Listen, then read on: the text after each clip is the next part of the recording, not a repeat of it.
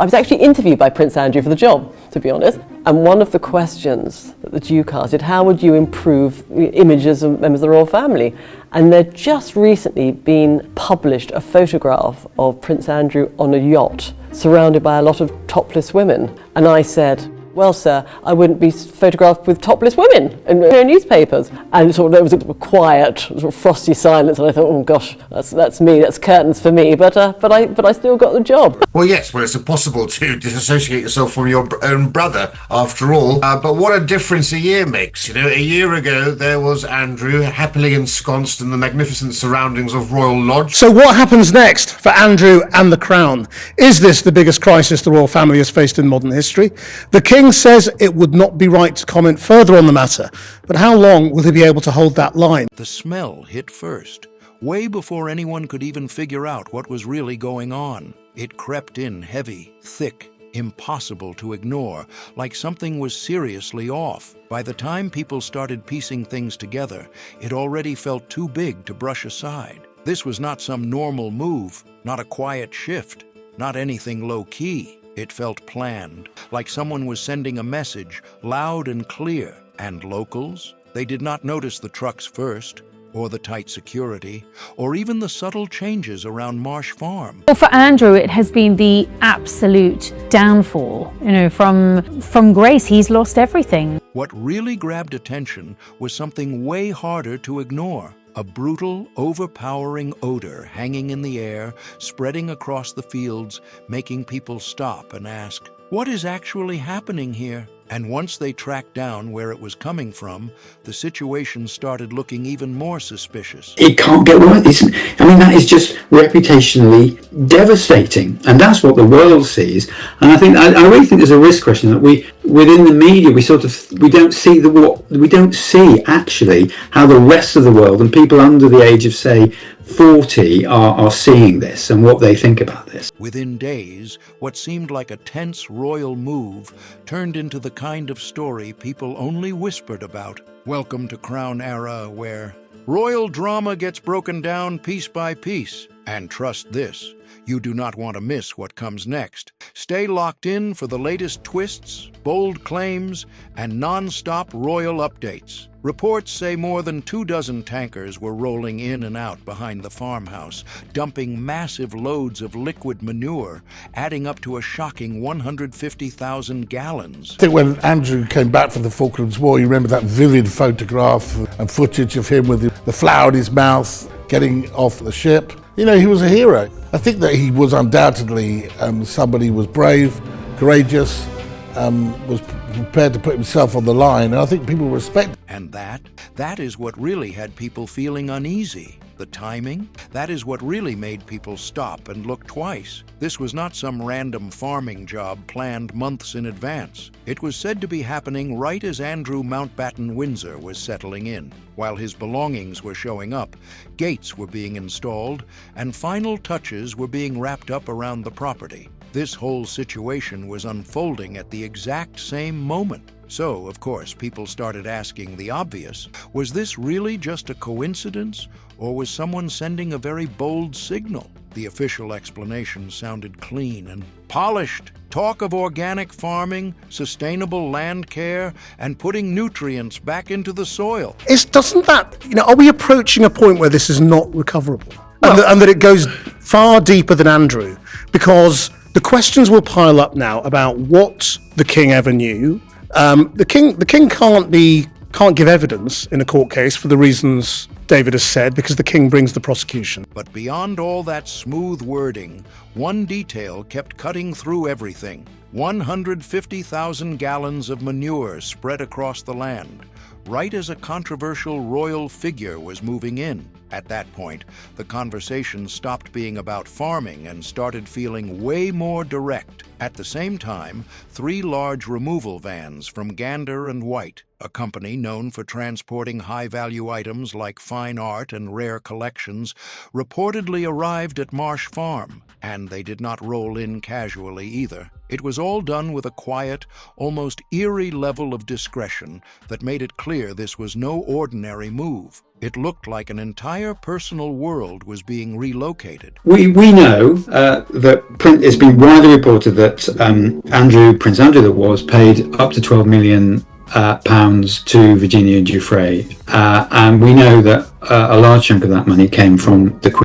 People immediately started guessing what could be inside. Expensive artwork once displayed at Royal Lodge, personal collections, and items tied to Andrew's past life. And what made everything feel even stranger was the contrast building on the other side. On one side, you had valuable possessions being handled with extreme care and precision, the kind of treatment usually linked to serious wealth and high status. On the other side, land soaked in manure, a thick smell hanging in the air, and a setting that felt completely removed from the polished royal image people expect. The contrast was sharp, impossible to ignore, and it gave the whole scene a strange, almost symbolic vibe. Marsh Farm itself only made things more mysterious. This was not some forgotten place being opened up last minute. We're supposed to be staying at Wood Farm for the Easter holidays, but because their brother Andrew hasn't moved in time, they're having to stay in the main house. Reports say it had been worked on for weeks. Builders coming in, rooms getting repainted, new carpets fitted, the layout inside being adjusted, and even the outside land being reshaped. Then those large wooden security gates went up, and they did not look decorative at all. They looked serious, almost defensive, like a clear statement that this place was meant to be a long-term base, not just a temporary stop. Andrew was not just moving houses. He was stepping into a completely different kind of lifestyle, going from the massive 30-room Royal Lodge to a 5-bedroom farmhouse surrounded by working land, organic systems, and the lingering memory of those tanker deliveries. These things roll out. We have a smaller royal family that's entirely different in nature to the one that we see now. I think we'll look back at today, the day that Andrew was arrested, as a real turning point. And according to insiders, he was finding that shift. It was described as deeply difficult, not just some simple downsizing, but a sharp loss of space, comfort, and status. Even the smallest details made that clear, like reports saying his well-known collection of 72 teddy bears had been reduced to just one. Going from 72 down to a single bear became a striking symbol of how extreme this change really was. And it did not stop there. The full household support he once depended on was reportedly gone too, now replaced with only occasional help here and there. I mean, and again, I think for both fairness and legal necessity, I need to say that Andrew has not been found guilty of anything and denies all the allegations against him. But something has clearly changed. For someone used to constant service, strict routines, and a tightly controlled environment, that kind of shift would feel seriously unsettling, frustrating, uncomfortable, and to many watching, very revealing. Then came the one thing no renovation could fix: the public mood outside the estate. The reaction was far from warm. In nearby King's Lynn, locals were described as indifferent at best and openly cold at worst. Some were still calling for accountability, for justice, and for real consequences. That made one thing crystal clear. Whatever this move was meant to fix, it did not erase the past. That shadow followed him all the way to Marsh Farm. What made everything even more unusual was the silence around it all. No public appearances, no statements, no acknowledgement, nothing. Since his return from police questioning, everything seemed to happen quietly behind closed doors. You passionately love the monarchy. How much long-term damage has been done to the brand and the institution by the Andrew scandal? It's been the biggest crisis for the monarchy since the abdication crisis in 1936, without any doubt. Moves, adjustments, changes, all of it kept out of sight, adding even more tension to an already intense situation. New arrangements, all happening without a single word. And when everything is this quiet, this controlled, and this carefully managed, people are naturally going to start asking tougher questions. So, what is this really? Just a relocation, or something far more deliberate? When you step back and look at the full picture, a controversial royal figure, a forced move, a clear drop in lifestyle, a cold public reaction, and that unforgettable 150,000 gallons of manure. Andrew is being investigated. There are consequences in this country to doing things alleged to doing things that are wrong. I know these are alleged crimes, and we don't know yet, but there are. No matter who you are, the police come knocking. That does not happen in the US at the moment. It stops feeling random. It starts to look like positioning. This does not come across like a fresh start. It feels colder, quieter, and way more final than anyone expected. At a certain point, the story shifts. It is no longer just about someone changing homes. It starts to look like someone being carefully, completely repositioned. And the deeper you look, the more intentional every detail begins to feel. The estate itself had already been converted into organic farming years earlier, a full system built around cattle, crops, natural, fertilizer, and sustainability. At least on paper, that sounds modern, responsible, even impressive. But now place Andrew right in the middle of it, surrounded by fertilized fields, tractors moving non-stop, tankers coming and going, and farm routines that do not slow down for anyone. Yeah, I mean, and it's worth reminding people that Andrew is still eighth in line to the throne, which is just bizarre and extraordinary. I mean, doesn't it look as though the king, in his statements, though, is basically saying, "Okay, you can have him." Totally. He's the sacrificial lamb to save the monarchy. Suddenly, the entire situation takes on a completely different tone. And that is where the scale of it all really starts to hit. This is not some small countryside adjustment. Reports point to around 500 cattle producing enough waste to support a massive farming operation. And it does not stop there. Plans for a slurry lagoon were approved earlier this year, said to be as large as 3 Olympic swimming pools. That is huge by any standard. So Andrew is not just living next to a bit of farmland, he is right beside a full-scale agricultural system. And that brings everything back to the one detail locals could not ignore: the smell. Officials may label it as standard organic practice, but for people living nearby, it feels far more intense, heavy, invasive, and impossible to block out. It is not something you can just ignore and move on from.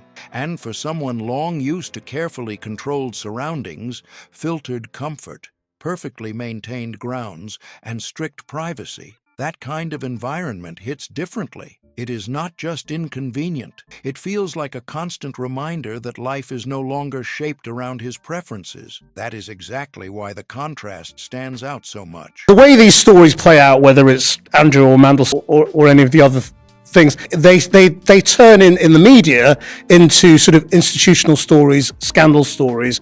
And the biggest scandal of the last 100 years... Royal Lodge was private, expansive, and sealed away from the outside world. Marsh Farm is practical, exposed, and directly connected to the land around it. This is not just a reduction in space, it is a full shift in identity. And insiders say that might be where the real frustration comes from, because it is not only about losing space, it is about losing control, image, and the ability to shape the world around him. And that kind of loss, you can feel it in every single room. Spaces like this do not allow endless comfort. They force decisions, and those decisions leave marks everywhere. You can almost sense it in the empty corners, the missing pieces, the quiet feeling of a life that has been cut down to fit somewhere smaller, tighter, and far more controlled. But the most revealing detail is not even inside the house. It is outside. The land does not just surround Andrew anymore, it defines the reality. Every tanker passing by, every field being treated, every wave of that smell drifting through the air, it all feels like the same message repeating over and over. This is your life now, and the public is not watching with curiosity or support. The mood feels colder than that, shaped by distance, skepticism, and quiet judgment. But, we know that Andrew has the use of a palace in Abu Dhabi, apparently. They've also got connections in Switzerland, so he's got the choice between a hot climate and a cold climate. Nearby, residents reportedly want no part in the situation, some pushing for distance, others still calling for accountability. And that shifts the entire atmosphere around this move. A normal relocation is supposed to feel like a reset, a chance to start over. But this does not come across that way at all. It feels more like containment, like being placed somewhere instead of choosing it. The environment itself seems to set the limits, and that is what makes everything feel so intense. And then comes the silence again. Through all the movement, all the speculation, and all the visible changes, nothing is said. No response, no explanation, no attempt to take control of the narrative. And in a situation like this, silence does not calm anything down. It makes everything louder. When there are no answers, people start filling in the gaps themselves. Was the manure timing really just routine farming? Or was it something more deliberate? If this were only practical, the timing would not feel so precise. If it were only farming, the scale would not hit this hard. Yet here we are, watching a former senior royal living in a farmhouse overshadowed by an operation that is impossible to ignore. And that is exactly why this story keeps pulling people back in, because it does not feel random at all. Too many details line up almost too perfectly. The move, the renovations, the gates, the silence, the smell, the sheer scale of the farming around him. Each piece on its own could be explained away, but together, they create something much harder to dismiss. It stops feeling like a simple housing situation and starts to look like a carefully managed new reality. And what makes it even more striking is how little room there seems to be for Andrew to push back. The house may be updated, the interiors refreshed, but the bigger picture cannot be changed. There started to be a drip feed of negativity surrounding Prince Andrew's travel. So he was undertaking quite a lot of travel as his capacity as a member of the royal family, but also as the special trade envoy. He cannot move the fields. He cannot stop the tankers. He cannot reshape the farming cycle happening all around him. That loss of control might be the most dramatic part of all. Because for someone long linked to privilege and protected space, being forced to adjust to an environment that will not bend feels like a serious drop. So now the real question is not whether Marsh Farm is livable. It is whether this place was always meant to do more than just house him. Because the deeper this story goes, the more it starts to feel like the location itself is part of the message. A quiet but very clear signal about limits, status, and where Andrew now stands. And once you start looking at it that way, every detail feels less accidental and more intentional. Nothing seems random anymore. Marsh Farm is not just smaller than Royal Lodge. It sends a completely different message. Royal Lodge stood for status, privacy, and old privilege. Marsh Farm, it speaks of boundaries, practicality, and a life with clear limits that cannot be ignored. That is a massive shift, and it is one the public can understand without anyone needing to spell it out. There is also something almost ruthless in how ordinary the setting is. It might sound strange, but it matters. Grand royal estates create distance from everyday life. A working farm does the exact opposite. It puts everything right in front of you, with no buffer, no filter, no escape. It brings everything right to your door. Weather, smell, mud, machinery, tight schedules, and constant disruption. This kind of place does not adjust for image, rank, or comfort. It just keeps moving, no matter who is living there. For someone who spent years inside controlled, protected spaces, that level of raw, everyday reality can feel far harsher than any formal consequence. And maybe that is exactly why this move keeps being talked about in such intense terms. It is not loud, there is no official announcement, no direct condemnation, but it still lands like a statement. Andrew may still be on royal land, but the conditions around him now tell a completely different story. He is still within the monarchy's world, just no longer at the center of it, and that might be the clearest signal of all. That is where this stops being just a strange property situation and starts to feel like something much bigger. What we are seeing may not just be a relocation. It looks more like a full redefinition. He is no longer defined by the grandeur of where he used to live. Now, he is defined by what surrounds him. This was a guy who was seen to have a lot of money, and I think that attracted Andrew like a fly to a flame. And that shift speaks volumes, without a single official word needing to be said. The monarchy has always understood the power of setting, symbolism, and silence. It does not always respond with words. Sometimes it lets distance, routine, atmosphere, and even architecture speak for it. Marsh Farm might be fully functional, but it does not project status the way Royal Lodge once did. Instead, it gives off something much colder: restraint, limitation, control. And that is exactly why people keep reading deeper into this move, because it does not feel like comfort. It feels like containment. And the longer that silence continues, the stronger that idea becomes. No explanation, no pushback, no visible effort to shift how the public sees it. Just a former senior royal living in a much smaller space, surrounded by working land, public skepticism, and an environment that seems to reflect a reduced position every single day. At that point, it stops looking temporary. It starts to feel final, quiet on the surface, but heavy in what it suggests. And maybe that is the most striking part of all. How little needs to be said when the setting already delivers the message so clearly. There has been no huge announcement, no formal rebuke, no public moment of dignity being stripped away in front of cameras. And yet, the message still lands loud and clear. A smaller home, a harsher environment, a colder public mood, and complete silence from those in charge. All of it speaks volumes. That is why this story feels so uncomfortable and so gripping at the same time. It is not just about one bad smell or one awkward move. It is about what happens when status fades, but the person is still living with the memory of what they once had. Marsh Farm does not let that memory fade away. If anything, it sharpens the contrast every single day. The more ordinary the setting feels, the more obvious the fall starts to look. So when people ask if this was just practical, that question almost misses the bigger picture. Practical decisions can still carry serious meaning. And in this case, the symbolism is hard to ignore.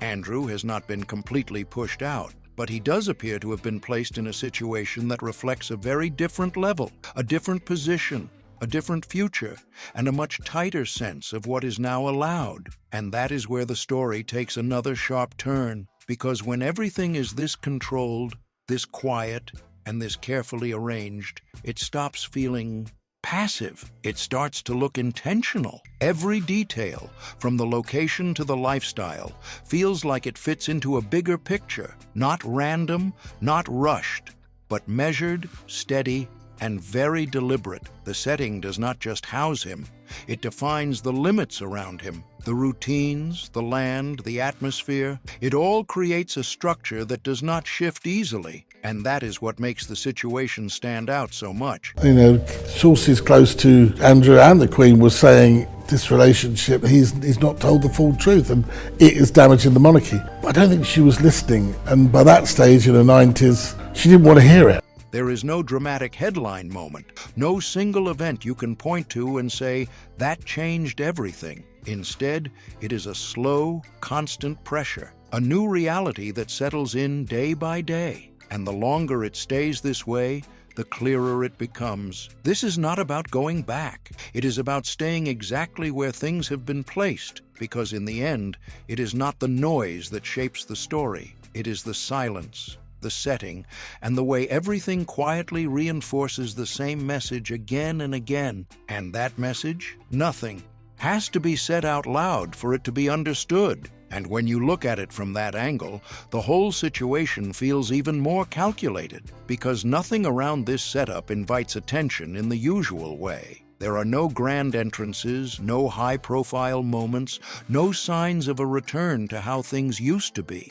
Instead, everything points in the opposite direction. Quiet routines, limited space, and an environment that stays the same no matter who is living in it. That kind of consistency sends its own message. It suggests stability, but not the kind tied to power. More like a fixed position that does not shift, does not expand, and does not open new doors. And that is where the contrast becomes impossible to ignore again. A life that once moved through some of the most protected and exclusive spaces, now set against something far more grounded and unfiltered. There is no buffer here, no distance from the day-to-day reality, just the steady rhythm of the setting itself, repeating the same conditions over and over. And the longer that pattern continues, the more it starts to define everything, not just where he lives, but how he is seen. Because in the end, perception is not shaped by statements anymore. It is shaped by what people can see, what they can sense, and what keeps repeating without change. Quietly, firmly, and without saying a single word, the monarchy may have already made its position clear. Through all the whispers, insider claims, and growing silence, one thing feels impossible to ignore. Something bigger is shifting here. This is no longer just about a house, not just a move, not even just about reputation. It looks like a deeper change in where Andrew stands within the royal system itself. Once close to the center, now pushed to the edge, carefully managed, closely watched, and surrounded, not by status, but by distance. And maybe that is the real story. Not just the smell, not just the tankers, not even the move itself, but what all of it seems to represent. Strip everything back, and one uncomfortable truth remains. This was never only about finding a new place to live. It was about redefining exactly where he now stands. So what do you think? Is this the final chapter in Andrew's royal story, or just the start of something even bigger? Drop your thoughts in the comments, and if you enjoyed this breakdown, make sure to like, subscribe, and share. Hit that comment section and let your voice be heard.